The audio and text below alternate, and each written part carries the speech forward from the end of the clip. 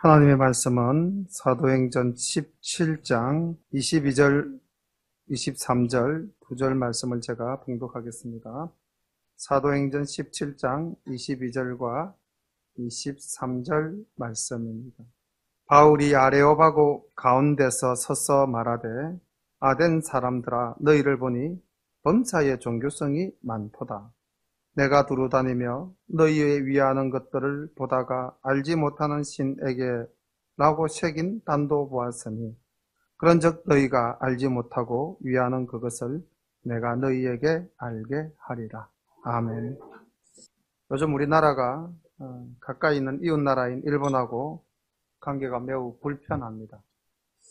저는 이 불편한 관계 속에서 하나님께 기도하기를 하나님의 백성이 많은 이 나라가 하나님을 알지 못하고 온갖 귀신을 섬기는 저 일본에게 핍박당하지 않게 하여 주옵소서. 이렇게 기도를 합니다. 물질적으로는 그들이 우리보다 분명히 풍부하고 기술적으로도 앞서 있는 것은 틀림이 없습니다. 이 땅에서 그들이 누리는 것이 혹 선진 문명이라고 이야기할지는 모르겠으나 그들은 여전히 하나님을 알지 못하고 하나님을 떠난 백성으로 살고 있습니다. 오늘 왜 설교 모두에 이렇게 말씀을 드리냐면은 지금 바울이 오늘 본문에서 읽었던 22절과 23절 아테네에서 오늘날 그리스의 수도 아테네에서 행한 말씀 속에 바로 오늘 우리의 현실과 비슷한 모습이 나타나 있기 때문입니다. 그 당시 아테네라는 도시는 철학의 도시고 지혜의 도시다 라고 불리워질 만큼 그리스 문명이 꽃피운 도시입니다.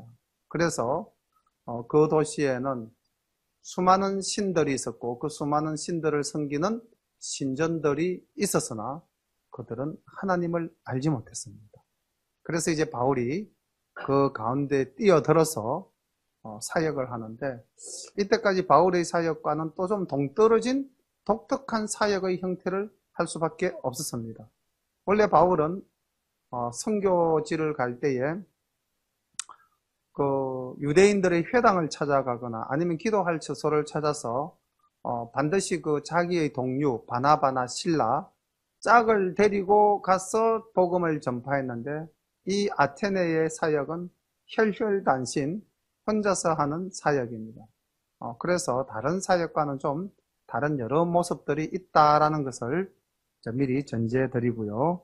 오늘은 우리 또 집사님이 잘 준비해 주신 지도를 보면서 우리가 지역을 하나하나 짚어가면서 말씀을 함께 나누도록 하겠습니다.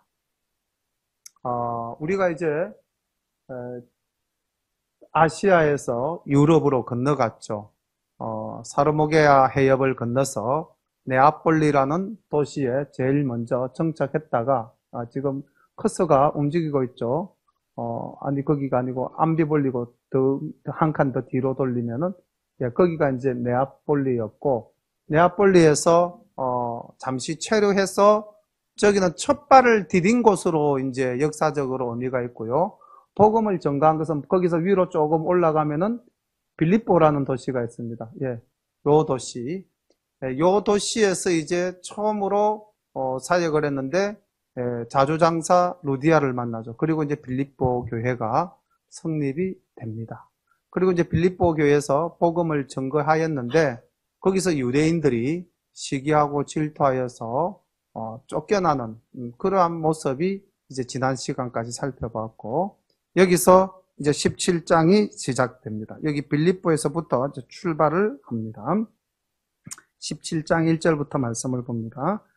저희가 암비볼리와 아볼로니아를 다녀가 데살로니가에 이르니 거기 유대인의 회당이 있는지라 바울이 자기의 규례대로 저희에게로 들어가서 새 안식일에 성경을 가지고 강론하며 뜻을 풀어 그리스도가 해를 받고 죽은 자 가운데서 다시 살아야 할 것을 증명하고 이르되 내가 너희에게 전하는 이 예수가 곧 그리스도라 하니 그 중에 어떤 사람 곧 경건한 헬라인의 큰 무리와 적지 않은 기부인도 권함을 받고 바울과 실라를 쫓으나 그러나 유대인들은 시기하여 저자의 어떤 괴악한 사람들을 데리고 떼를 지어 성을 소동케 하여 야손의 집에 달려들어 저희를 백성에게 끌어내려고 찾았으나 발견치 못하며 야손과 및 형제를 끌고 업장들 앞에 가서 소리 질러 가로되 천하를 어지럽게 하던 이 사람들이 여기도 이르매 야손이 들렸도다. 이 사람들이 다 가이사의 명을 거역하여 말하되 다른 임금 곧 예수라 하는 이가 있다 하더이다 하니 무리와 업장들이 이 말을 듣고 소동하여 야손과 그 나머지 사람에게 벌을 받고 놓으니라. 아멘. 지금 우리가 지도에 보면은 아까 우리가 빌립보에서 밑으로 조금 내려오면은 암비볼리, 지금 커서가 움직이고 있죠. 저기가 암비볼리라는 도시인데 여기선 사역을 하지 않습니다. 그리고 바로 밑에 있는 도시 아볼로니아, 아볼로니아도 그냥 스쳐 지나갑니다. 그리고 이제 바울이 도착한 곳이 데살로니가입니다. 이 데살로니가는 이 마케도니아라고 되어 있는 도, 오늘날로 보면 경상남도 도청 소재지 데살로니가입니다. 그러니까 암비볼리와 그 다음 아볼로니아와는 비교도 안 될 만큼 이제 큰 도시, 주도에서 복음을 전가하는 모습을 볼 수가 있습니다. 빌립보도 로마의 식민 도시로서 굉장히 큰 도시였습니다. 그러니까 우리가 가만히 바울이 사역하는 도시를 보면은 조그만 도시를 가는 게 아니라 그 지역의 거점 도시, 중앙을 치고 들어가서 거기서 이제 복음을 전가하는 거예요. 그러면은 이 복음이 거기서부터 각 지역으로 쉽게 퍼져나가겠죠. 그러한 전략적인 전도 방법을 택했고요. 이 데살로니가 교회는 데살로니가 나중에 전후서라는 우리가 성경을 만나지 않습니까? 그런데 데살로니가 전후서의 내용은 바울이 참 기쁜 마음으로 썼어요. 오늘 이 야손이라는 사람을 우리가 만나게 됐는데 이 야손이라는 사람은 로마서 16장 21절에도 등장을 합니다. 로마서 16장 21절에 등장하는데 뭐라고 이야기가 되어져 있냐면 나의 동역자 디모데와 나의 친척 누기오와 야손과 이렇게 나옵니다. 그러니까 아마 바울이 이 데살로니가로 왔을 때는 거점이 있었던 것 같아요. 빌립보 교회 갈 때만 하더라도 아는 이가 없었죠. 그래서 루디아가 청해서 루디아의 집에서 머물지 않았습니까? 근데 여기는 야손의 집에 바로 머물렀던 것으로 추정될 만큼 성경이 기록이 되어져 있거든요. 그래서 아마 이 로마서 21장 16절에 나오는 이 야손이 여기 이 데살로니가의 야손과 같지 않겠는가 많은 성경학자들은 그렇게 추측하고 있습니다. 어쨌든 이 야손은 또 일설에 의하면 회당장이었다라고 이야기하기도 합니다. 그 가능성이 있죠. 바울이 얼마나 변화되기 전에 가마리엘 문화에서 뛰어난 바리새인이었습니까? 충분히 이런 회당장들과 교분 관계가 맺어지고 그 집안이 유대교에 상당히 고위층들을 지내는 많은 사람들이 있는 집안일 수 있다는 것을 우리는 추측할 수가 있습니다. 자, 어쨌든 데살로니가라는 그 주의 가장 큰 도시로 가서 자기의 규례대로, 이게 또 굉장히 중요하죠. 바울의 전략입니다. 어디를 딱 갑니까? 회당을 찾아갑니다. 10명 이상 유대인들이 모인 곳에는 반드시 회당이 있다. 그래서 바울은 다른 곳에 가서 말씀을 전하는 것이 아니라 회당에 가면은 누가 있습니까? 유대교를 믿는 사람들이 있는데 그 유대교를 믿는 사람이 유대인들이겠습니까? 아니면 이방인들도 있었겠습니까? 유대교로 개종한 이방인들이 굉장히 많았다고 그럽니다. 그러니까 바울이 회당에 가서 말씀을 전가할 때 말씀을 듣는 대상은 두 집단입니다. 첫 번째가 유대인이요, 두 번째가 유대교로 개종한 이방인들입니다. 오늘 여기 보니까 많은 사람들 중에 4절에 보면 어떤 사람 곧 경건한 헬라인 이런 말 나오죠. 그죠? 그 다음 그 밑에 보면은 적지 않은 귀부인 이런 말 나옵니다. 이거 다 유대교로 개종한 이방인들입니다. 그리고 이제 그 밑에 5절에 보면은 유대인 이렇게 또 나옵니다. 그러니까 회당에서 바울이 전거한 것은 그리스도의 복음이었습니다. 3절에 보면은 내가 너희에게 전하는 이 예수가 곧 그리스도다. 그리스도가 해를 받고 죽은 자 가운데서 다시 살아야 할 것을 증명하고, 그러니까 바울이 전하는 복음의 핵심은 예수님의 십자가 죽음 그리고 부활, 이를 믿음으로써 우리가 구원을 얻고 우리도 부활에 동참하게 된다. 이게 바울이 전하는 복음의 전부였어요. 그리고 이 모든 말씀은 어디에 기록되어져 있다? 성경에 기록되어져 있다. 구약에서 말씀하신 이 모든 말씀은 예수님을 지칭하는 것이고, 그 예수님이 이 땅에 오셨고, 오신 예수님은 우리를 위해서 십자가에 못 박히셨고 우리 죄를 다 씻어주셨다. 이제 우리가 그 예수를 입으로 시인만 하면 우리는 구원을 받는다. 요걸 십자가의 도를 전하는 거예요. 그리고 부활하신 예수님, 그리고 다시 오실 예수님, 이걸 전가하는 겁니다. 그런데 가만히 보면은 참 묘하지 않습니까? 이렇게 딱 말씀을 전가하면 누가 받아들이죠? 이방인은 받아들여요. 근데 유대인들은 어떻게 하고 있죠? 시기하고 바울을 끊임없이 괴롭힙니다. 우리가 비시디아 안디옥에서도 그랬잖아요. 그죠? 안디옥에서 그랬던 사람들이 어디까지 이고니온, 루스드라 따라오면서 바울을 괴롭혔지 않습니까? 오늘 똑같은 장면이 나타납니다. 이 데살로니가에서 복음을 전하다가 피해서 베레아로 내려가니까 이 데살로니가 사람들이 베레아까지 따라와서 바울을 괴롭히는 모습을 우리가 발견할 수 있거든요. 그런데 그 괴롭히는 사람이 누구냐? 다 유대인인 것입니다. 이거 우리한테 오늘 교훈 주는 것 있지 않습니까? 자, 하나님을 이방인이 먼저 알았어요? 유대인이 먼저 알았어요? 성경을 유대인이 먼저 알았습니까? 이방인이 먼저 알았습니까?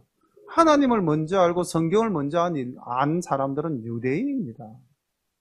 그런데 하나님의 말씀도 알고 하나님도 아는 사람들이 예수 그리스도의 복음을 전가하면 이 사람들은 받아들이지 않는 거예요. 그리고 그 사람들이 아닌 이방인들이 예수의 복음을 받아들여서 회개하고 마음을 돌이켜서 주님을 믿으면 이 사람은 시기하고 질투해서 바울을 끊임없이 괴롭히는 겁니다. 자, 이거 오늘날 우리들의 신앙생활하고도 좀 관계 있는 것 같지 않습니까? 우리가 교회 생활 굉장히 오래 해서 교회에서 직분을 받았고 교회에서 어떤 위치를 차지하고 있으시는 분들, 그런 분들이 이제 교회 새로 오시는 분들이 있다면은 어떻게 합니까? 예배 시간에 모범을 보이고 신앙의 어떤 선배로서 또 새로 오신 분들을 잘 보살피고 해야 되는데, 그 중에 먼저 믿은 사람들이 결국 보면은 끝에 가서는 교회를 분탕질하고 끝에 가서는 새롭게 온 사람 낙심시키고 그렇게 하는 거 우리 많이 볼 수 있지 않습니까? 먼저 된 자가 나중되는 거죠. 여기도 보면 오늘 바울이 3주간 여기 보니까 2절에 보니까 새 안식일에 성경을 가지고 강론하였다. 이렇게 기록되어 있지 않습니까? 데살로니가에서 3주간 머물면서 말씀을 전거했어요. 그래서 유대 교인들이 3주간 말씀을 다 받아들였습니다. 그런데 마지막에는 바울을 치는 자가 되어버렸다는 것이죠. 우리가 이 땅을 살아가면서 예수 믿는 자로서, 먼저 믿은 자로서 우리는 이런 유대인들과 같은 마음을 절대 가지서는 안 되는데, 동그라미 한번 쳐보시기 바랍니다. 5절 시기하여. 자, 이 말씀, 이거 우리가 버려야 될 품성입니다.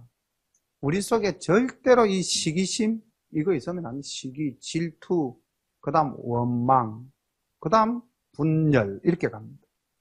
시기, 질투, 원망, 분열. 그래서 주님께서도 그렇게 우리에게 교훈하셨잖아요. 먼저 된 자가 나중 되고, 나중 된 자가 먼저 된다. 먼저 된 자가 겸손하면 아무 문제 없어요. 너희가 먼저 무릎을 꿇고 나처럼 발을 씻겨라. 그러면 아무 문제가 없습니다. 그런데 우리가 교만하게 앉아 있으면은 마귀는 바로 우리들의 마음속에 이렇게 들어오는 것입니다. 자, 1절부터 이 9절까지 내용을 잠깐 정리를 해보면은, 첫 번째는 복음을 전파하는 장소가 1절에서 나왔습니다.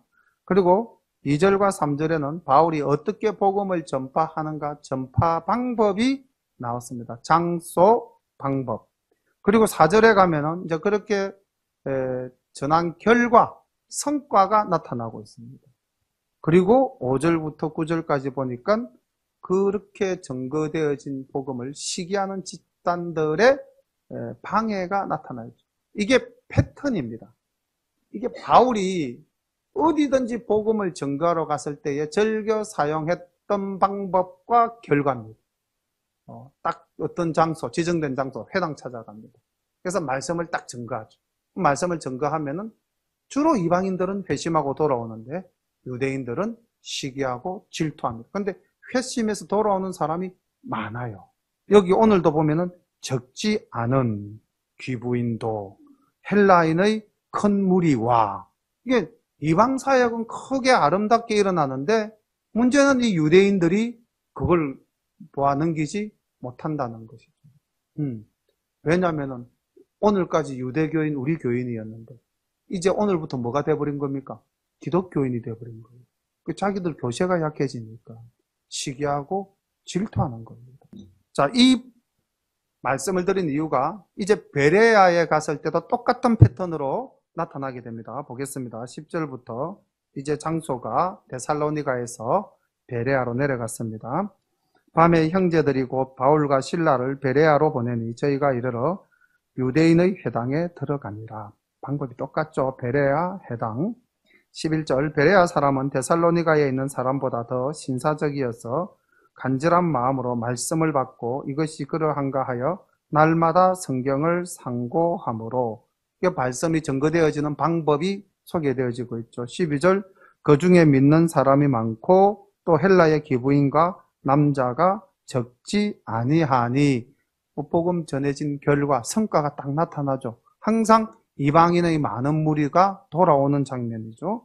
그리고 14절 뭐가 나오겠습니까? 13절부터 14절까지는 또 유대인들이 바울을 괴롭히는 모습이 나옵니다. 데살로니가에 있는 유대인들이 바울이 하나님의 말씀을 베레아에서도 전하는 줄을 알고 거기도 가서 무리를 움직여 소동케 하거늘 형제들이 곧 바울을 내어보내어 바다까지 가게 하되 실라와 디모데는 아직 거기 유하더라.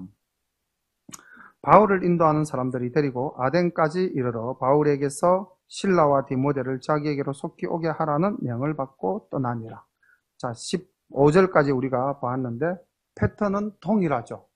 이게 이제 바울의 전도 방식입니다. 우리 교회도 서서히 패턴이 정착되어져 가는 것 같습니다.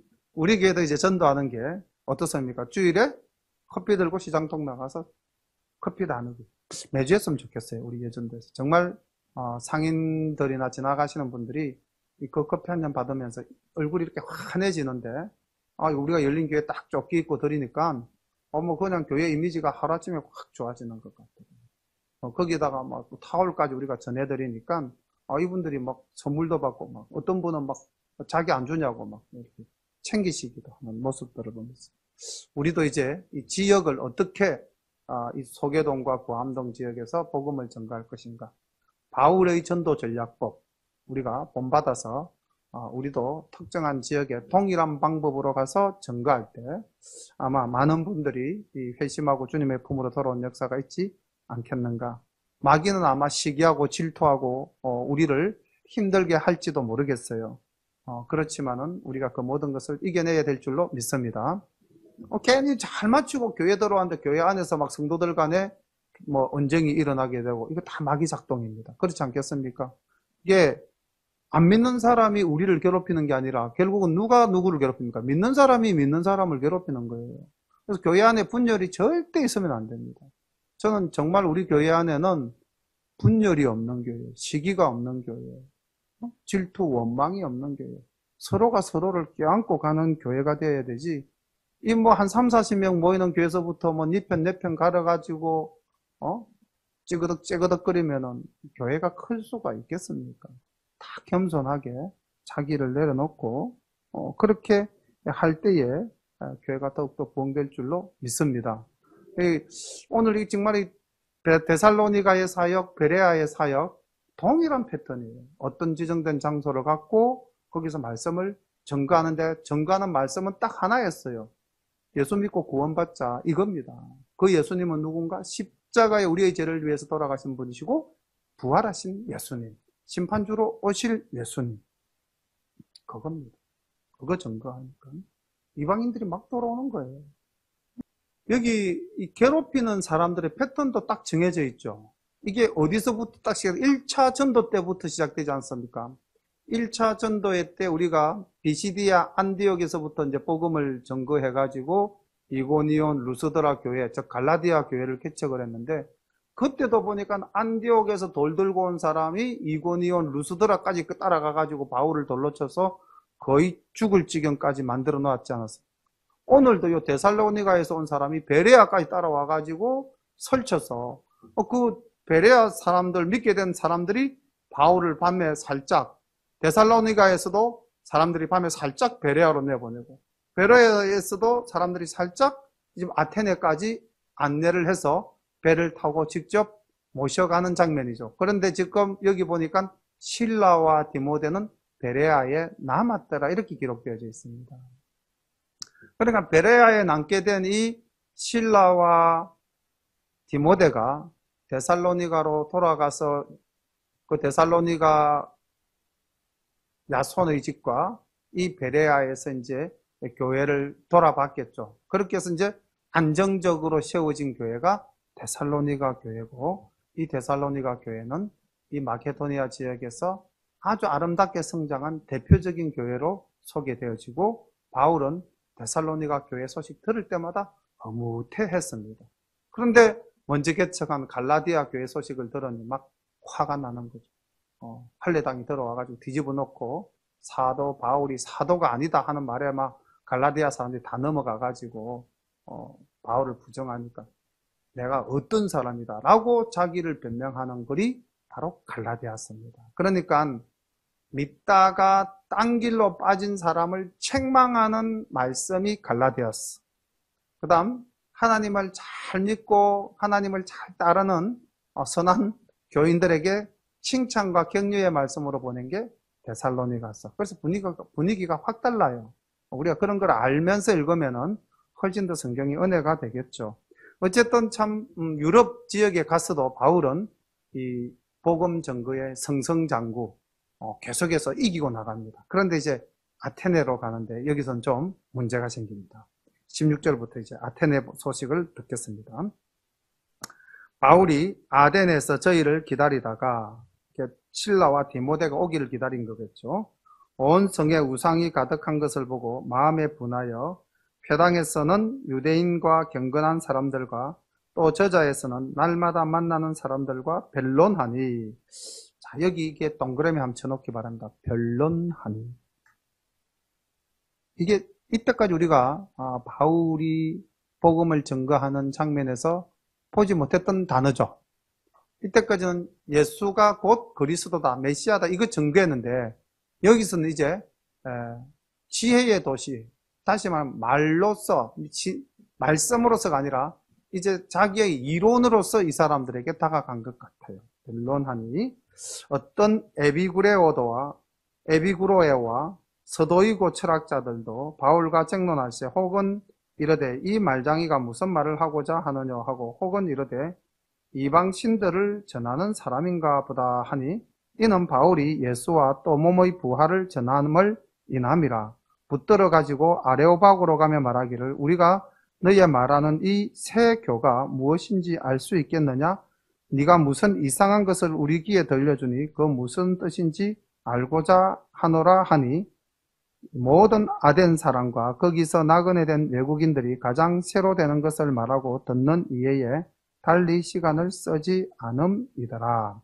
자, 지금 여기 16절부터 21절까지는 이제 아테네에 가서 복음을 증거한 내용이 간략하게 소개되고 있는데, 앞에 데살로니가 베레아와는 좀 분위기가 다르다는 것 느낌이 오시죠? 회당을 찾아갔어요. 일단 회당을 찾아가서 유대인들과 이방인들, 회당 안에서는 말씀을 증거했습니다.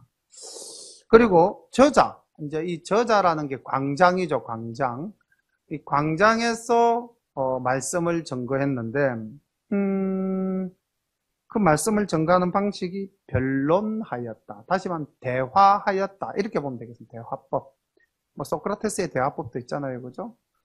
그러니까 그것은 철학적으로 다가오는 사람들에게 바울이 이제 신학을, 예수님에 대한 믿음을 신앙적으로 이야기한 것이 아니라 이제 지식적으로, 학문적으로 전달하는 것입니다. 그러니까 이 사람들이 이 무슨 새로운 이야기지? 이제 이렇게 하면서 호기심을 가지면서 이제 바울에게 달려들었는데, 여기 참 표현이 우리 조상님들이 에비구레오, 무슨 말인지 도저히 못 알아듣겠죠. 근데 이거를 우리가 학교 때 배웠던 단어를 생각하면 에피쿠르스 학파라는 게 있습니다. 그리스의 에피쿠르스 학파. 그 다음에 이게 서도이, 이거는 서토아 학파입니다. 에피쿠르스 학파와 서토아 학파. 이러면 이제 조금, 이렇게 생각이 나시죠. 옛날에 한번 들었던 기억이 나는 것 같다. 에피쿠르스 학파는 어떤 학파인가? 이 사람들은 굉장히 과학적이었어요. 사고가 굉장히, 뭐라고 그래야 됩니까? 근원적으로 따지고 들어가가지고, 우리가 어떻게 구성이 되었는가? 뭐, 물과 불과 흙과 공기와 뭐, 이런 원자로 이루어졌다라고 생각을 했습니다. 영보다는 보이는 실체에 더 중요함을 두었던 사람들이죠. 원자에 의해서 만물이 생겨났다고 믿었기 때문에 이 사람들은 영적인 종교에 대해서는 부정적인 입장을 취했습니다. 그리고 이 사람들이 추구하는 것은 이 땅에 살면서 우리가 어떻게 행복하게 사느냐, 여기에 오로지 모든 관심이 있었습니다. 그래서 우리는 에피쿠로스 학파를 다른 말로 쾌락주의자들이라고 이야기를 하는데, 여기서 이 쾌락이라고 하는 것은 오늘날 우리가 말하는 흥청망청 쾌락이 아니라 이 사람들은 마음의 평안함, 다시 말하면 행복을 이 세상에 가장 가치 있는 덕목으로 생각했습니다. 그래서 이걸 히랍어로 아타락시아라고 이야기하는데, 마음의 평안함, 이겁니다. 마음의 평안함을 추구했다. 아타락시아를 추구하는 학파가 바로 이 에피쿠로스 학파입니다. 그런데 이 사람들은 영혼이나 종교나 부활에 대해서는 무슨 귀신 뚱딴지 같은 소리 하고 있는 거냐, 이렇게 접근했어요. 그래서 지금 여기 보면은 우리가 18절에 바울과 쟁론할 때 혹은 이르되 이 말장이가 무슨 말을 하고자 하느냐 하는 것은 에피쿠로스 학파의 반응입니다. 이 사람은 종교성과 신앙에 대한 것은 전혀 관심이 없는 사람들이거든요. 무슨 이상한 소리 하고 있지. 그 다음에 또 혹은 이르되 이방 신들을 전하는 사람인가 보다. 이거는 서토아 학파들의 반응입니다. 서토아 학파는 로고스라는, 그 사람들은 이 서토아 학파의 사람들이 로고스라고 생각하는 건 절대 진리인데, 그것의 실체가 어떤 뭐 보이지 않는 힘, 불, 이렇게 생각을 했어요. 어쨌든 보이지 않는 힘에 의해서, 진리에 의해서 이 땅이 생성되었고, 좀 우리 이 하나님이 말씀으로 천지를 창조했다는 것하고 약간 개념상 비슷한 것 같긴 하죠. 그죠? 이 사람들은 하여튼 그렇게 로고스, 진리에 의해서 만물이 생성되었다고 믿었습니다.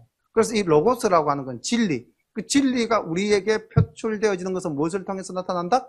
이성을 통해서 나타난다. 그래서 이 사람들은 이성을 굉장히 중요하게 생각을 했습니다. 그런데 이 사람들에게 사실 종교성은 있었어요. 그래서 이 사람들은 이 사람이 뭔가 이방신을 전하는가 보다 하는 이 종교성에 대해서 인식을 하고 있는 거예요. 그래서 여기 지금 반응이 다른 거는 에피쿠르스 학파와 서토아 학파가 바울과 이야기할 때 각기 다른 반응을 나타내고 있는 것이다 라고 보면 되겠고, 그 당시 그리스 문명을 지탱했던 그 두 철학 기둥이 바로 이 에피쿠르스 학파와 서토아 학파입니다. 그래서 우리는 이 에피쿠르스 학파를 너무 쾌락주의다 이래가지고 좀 뭔가 육체적으로 향락주의적이고 막 굉장히 그런 쪽으로 생각하는데, 아니에요. 사실은 이 사람은 정신적인 만족, 지혜로서 얻어지는 그런 만족을 추구하는 사람들이었습니다. 근데 사실은 이제 육체적으로 쾌락을 즐기는 또 한 그룹들도 있긴 있었어요.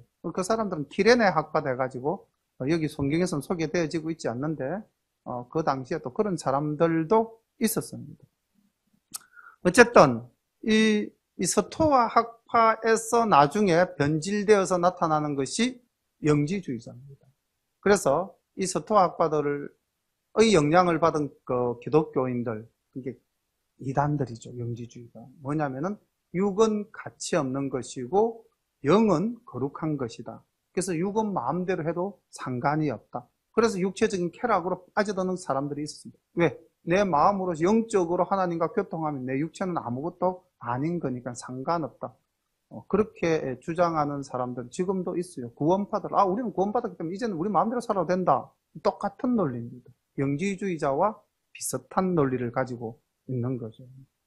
어쨌든 잠깐 곁길로 흘렀지만은 이 아테네에서 바울은 이 광장 저자에서 시장에서 많은 만나는 사람들, 아테네의 에피쿠로스 학파, 스토아 학파 사람들과 이렇게 이제 예수님을 증거했는데 이게 지금 그 사람들에게는 이해도 안 되고 뭔가 이상하다. 이렇게 해서 이제 이 사람들이 바울을 19절에 보니까 붙들어 가지고 이 말 좀 뭔가 강압적인 요소가 있죠. 그죠? 붙들어 가지고 어디로 갔다?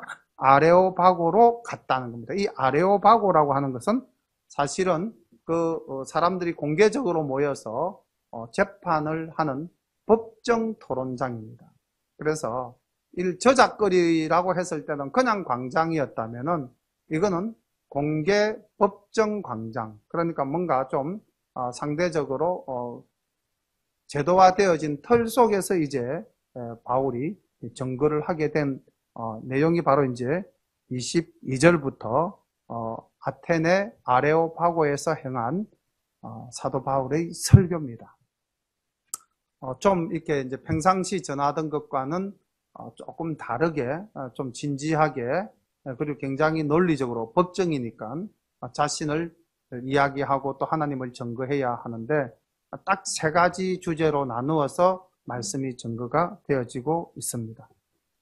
보겠습니다. 23절. 바울이 아레오바고 가운데 서서 말하되 아덴 사람들아 너희를 보니 범사에 종교성이 많도다. 내가 두루 다니며 너희의 위하는 것들을 보다가 알지 못하는 신에게라고 새긴 단도 보았으니 그런즉 너희가 알지 못하고 위하는 그것을 내가 너희에게 알게 하리라.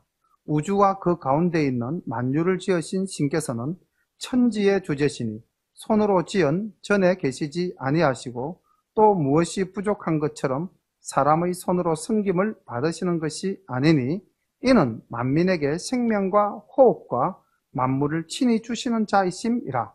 인류의 모든 족속을 한 혈통으로 만드사 온 땅에 거하게 하시고 저희의 연대를 정하시며 거주의 경계를 하나셨으니 이는 사람으로 하나님을 혹 더듬어 찾아 발견케 하려 하심이로되 그는 우리 각 사람에게서 멀리 떠나 계시지 아니하도다. 우리가 그를 힘입어 살며 기동하며 있느니라. 너희 시인 중에도 어떤 사람들의 말과 같이 우리가 그의 소생이라 하니 이와 같이 신의 소생이 되었은즉 신을 금이나 은이나 돌에다 사람의 기술과 고안으로 새긴 것들과 같이 여길 것이 아니니라. 알지 못하던 신에는 하나님이 허물치 아니하셨거니와 이제는 어디든지 사람을 다 명하사 회개하라 하셨으니 이는 정하신 사람으로 하여금 천하를 공의로 심판할 날을 작정하시고 이에 저를 죽은 자 가운데서 다시 살리신 것으로 모든 사람에게 믿을 만한 증거를 주셨음이니라 하니라. 저희가 죽은 자의 부활을 듣고 혹은 기롱도 하고 혹은 이 일에 대하여 네 말을 다시 듣겠다 하니 이에 바울이 저희 가운데서 떠나매 몇 사람이 그를 친하여 믿으니 그중 아레오바고 관은 디오노시오와 다말이라 하는 여자와 또 다른 사람들도 있었더라. 아멘. 자, 아레오바고 법정에서 바울이 굉장히 길게 하나님의 말씀을 증거했습니다. 근데 결과가 어떻습니까? 이제까지는 그 바울이 회당에 들어가서 말씀을 강론하면은 경건한 이 이방인들이 많은 사람들이 돌아왔다고 돼 있었잖아요. 그죠? 근데 그때는 동력자가 있었어요. 신라라는 동력자가. 그러니까 아마 이런 것 같습니다. 이거는 그냥 제 추측인데요. 바울이 이 말씀을 전가할 때 신라는 아마 옆에서 기도로 돕거나 아니면 어쨌든 돕는 배필은 아니지만 돕는 동력자로서 역할을 했을 겁니다. 그러니까 우리가 여기서 뭐 이렇게 제가 너무 또 중심적으로 이야기하는 건지는 모르겠습니다만은, 교회가 목회를 하는 목회자를 세웠다면은 옆에서 기도를 해주셔야 돼요. 오늘 우리 장은희 주사님 정말 이렇게 이제 대표 기도하시면서 또 이렇게 기도를 해주셨는데, 이렇게 막 공적으로 사적으로 저는 솔직히 매일 새벽마다 여러분들 이름 하나하나 한 분 한 분 부르면서 그 가정의 문제점 기도 제목 적어주신 거 가지고 우리 교회 식구들 한 명도 안 빠뜨리고 아기 유치부에서부터 노년부까지 막 기도 다 하거든요. 그러면은 여러분들도 시간 나는 대로 저를 위해서 기도해 주셔야 정말 우리 장 집사님 말씀대로 제가 영육이 건강하고 또 목회를 잘할 수 있지 않겠는가. 근데 그 기도가 없으면은 결국 아무리 능력 있는 목자 그 사도라 할지라도 그 결과가 별로 좋지 못하다는 거죠. 오늘 여기서 우리가 데살로니가, 베레아, 사실 그 이전에 안디옥, 그 다음 제 루스드라, 이고니온, 더베 모든 지역에 가서 그때는 1차 때는 바나바와 더불어서 2차 때는 실라와 더불어서 복음을 전가하니까 부흥의 불길이 일어났잖아요. 근데 지금 이 아테네는 혼자 온 거예요. 혈혈단신 홀로. 디모데도 없이 실라도 없이 바울 혼자서 사역을 하니까 사역이 안 되는 거예요. 그래서 동력자의 힘이 얼마나 중요한가. 저는 일단 가정적으로 평안해야 되겠죠. 그죠? 가정적으로 평안해야 제가 평안하지 않겠습니까? 그 다음에 두 번째로 우리가 교회 안에서 서로 평안해야 되겠죠. 그래서 우리 성도님들도 마찬가지입니다. 내 신앙이 바로 서려면은 어디서부터 제일 편안해야 됩니까? 가정에서부터 편안해야 됩니다. 가정이 소란하면은 신앙생활 어려운 겁니다. 그래서 우리가 가족 구원을 위해서 기도하는 거 아닙니까? 왜? 모든 가족이 예수 믿으면은 평안할 확률이 훨씬 더 높아지니까. 그래서 우리가 이 동력이라는 건 참 중요하구나. 이건 이제 하나 알 수가 있겠고요. 이 바울이 그렇게 전도했지만은 몇 사람, 딱 이렇게 나와요. 몇 사람. 이때까지는 적지 않은 무리, 많은 무리, 큰 무리 이랬는데 이 아테네에서는 몇 사람만 겨우 바울이 말씀을 전개해서 이제 구원에 이르도록 전도를 한 겁니다. 그리고 이제 우리 22절부터 이제 말씀을 보면은 우리가 바울이 설교를 조금 잘라서 이제 정리를 한번 해보겠습니다. 22절부터 26절까지는 하나님이 어떤 분이신가 하나님을 소개합니다. 참 신이신 하나님은 이 땅을 창조하신 분이고 사람이 만들어 놓은 신전에 거하시는 분이 아니다. 이걸 이야기하고 있습니다. 그 당시 아테네는 300개의 공식화되어진 우상이 있었다고 그래요.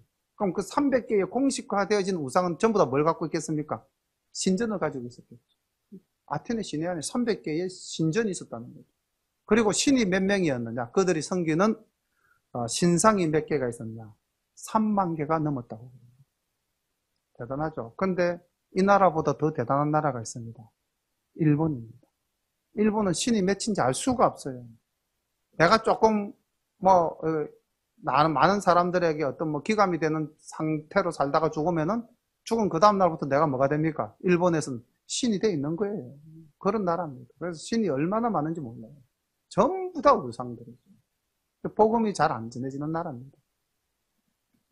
그러니까 아테네도 자기들이 에피쿠르스 학파, 스토아 학파 막 그러면서 온갖 철학 다 만들어내면서 인간의 이성과 인간의 지혜, 지적인 호기심은 많았지만은 하나님에 대한 참믿음은 없었다는 겁니다.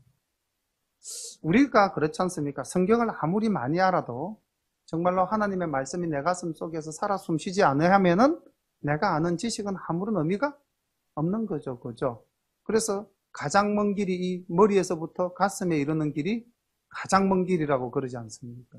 근데 우리 열린교회 모든 성도님들은 이 길이 굉장히 가까우신 분들이 많아요. 그래서 말씀을 듣고 바로 깨달으면은 그것이 또 삶 속에 그대로 구현되어지고 그렇게 해서 하나님이 기뻐하시는 신앙생활을 하시는 분들이 많은데 이 지금 아테네 사람들 300개의 공식적인 신전과 공식화되어진 우상을 섬기고 3만 개가 넘는 신상을 만들어서 각자 가정에서나 거리에서나 섬겼는데 이들이 바울이 전가하는 그 복된 복음의 말씀도 우리가 알지 못하는 새로운 신을 소개하는 것보다 이렇게 지식적으로 접근하고 끝내는 복음의 진리에 도달하지 못하는 모습을 보이고 있죠.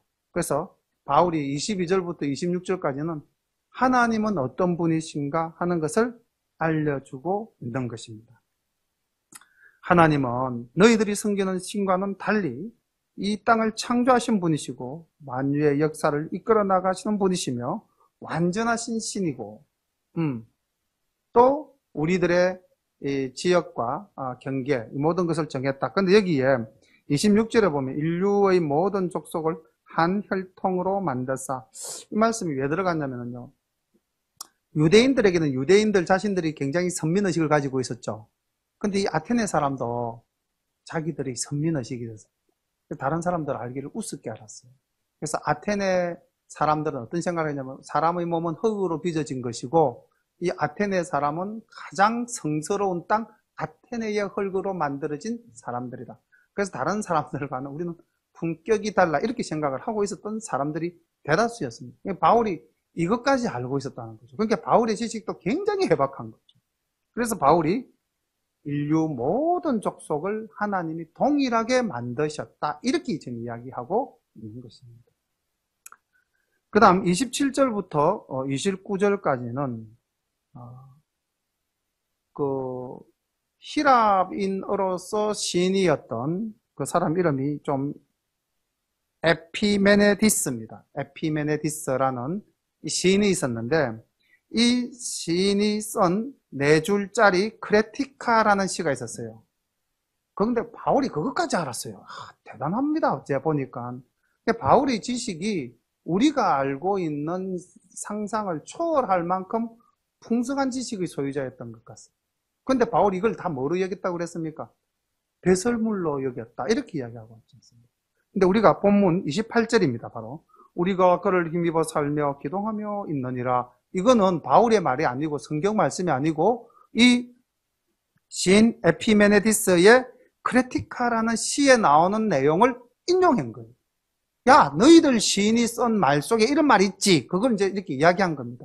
그러면서 뭐라고 그랬냐면은 너희들이 그의 소생이라 우리가 그를 힘입어, 그 신이죠. 힘입어 살며 기동하며 있느냐. 우리가 신을 의지하여서 살고 우리가 신을 의지하여 움직이고 있다. 우리는 다 신의 소생이다. 이렇게 너희들 스스로가 이야기하고 있지 않느냐. 즉 너희들이 신을 인정하지 않느냐. 너희 시인이 그렇게 이야기하지 않았느냐.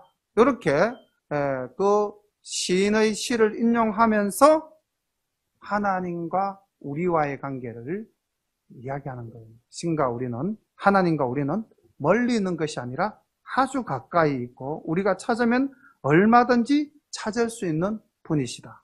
그분은 우리가 만든 것이 아니라 그분이 우리를 만들었고 우리는 그분을 어떤 형상으로 만들 수도 없는 형태다. 이렇게 해서 우리가 존재할 수 있는 방법은 하나님을 인정할 때 우리가 존재할 수 있다.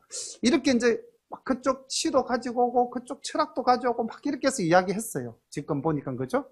근데 이게 먹혀 들어갑니까? 안 먹혀 들어갑니까? 안 먹혀 들어가요. 많은 지식도 동원했고 자기가 알고 있는 그 모든 방법을 다 동원했는데도 안 되는 거예요. 그리고 30절부터 31절까지는 이제 기독교의 본질인 회개에 대해서 이야기하고 있습니다.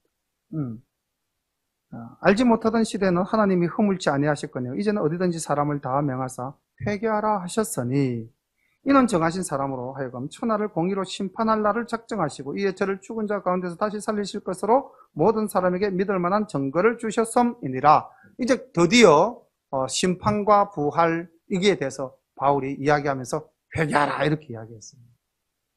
예수님은 첫 일생에서 회개하라 이랬는데 바울이 지금 여기서 보니까 마지막에 가서 야, 세상에 너희들 많은 신이 있다고 믿고 있지. 그래, 하나님이 참신이야. 이제 하나님부터 소개하고 그 다음 하나님과 우리와의 관계 이야기하고 마지막에 그 하나님이 심판하실 건데 너 회개해야 돼. 돌아와야 돼.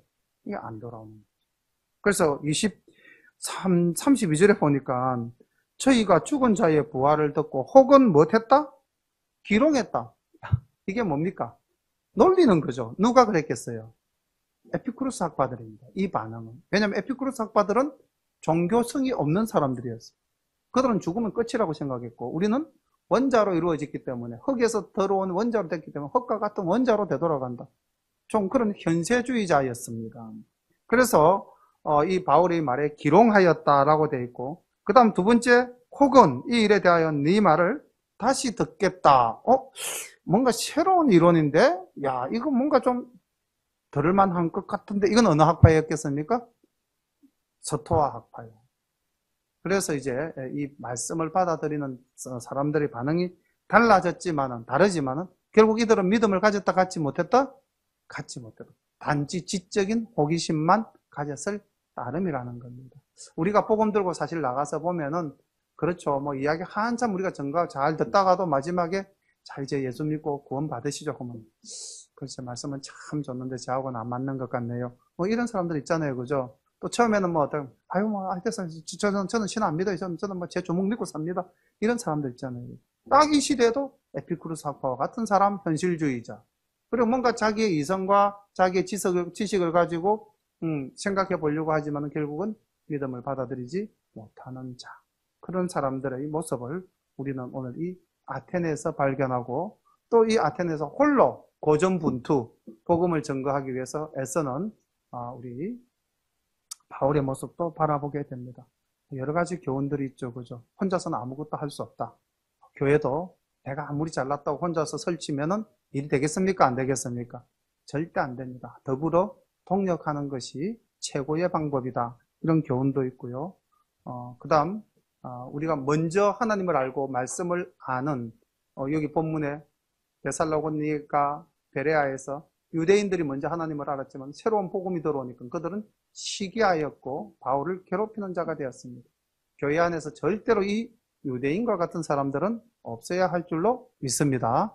오늘 주신 말씀들 생각하면서 이제 우리 한 1분간 말씀 붙잡고 기도하겠습니다.